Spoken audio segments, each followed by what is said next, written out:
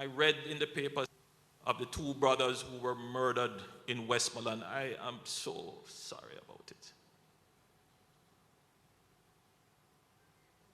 And the sister saying, Prime Minister, I just want to talk to you about it. I just want to, it's an appeal to hear what are our leaders doing about this. She's not quarreling, she's not blaming, she didn't even sound angry. Obviously she was distraught, but she says, Prime Minister, just come talk to me about it. Help me to make sense of it. Why they kill my brother?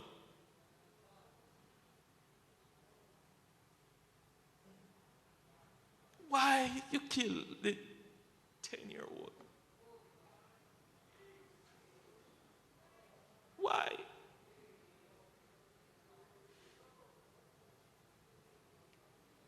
I go to my bed with these things on my conscience every night.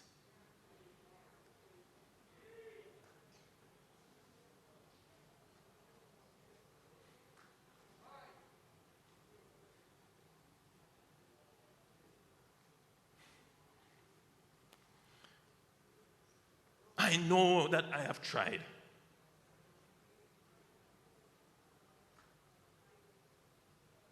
It's a minefield. Because every turn you make, there is someone who is trying to stop it. And I have to wonder, are they in support of the criminals in the country?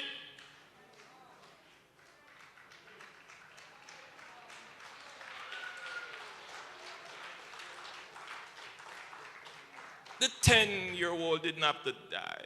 She didn't have to die, man. We are there, so he down there. We put it in Westmoreland. The two brothers never had to die, man.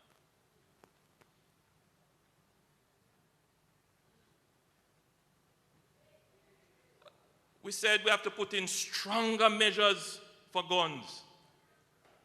And there are those people in Jamaica who turn them out on it.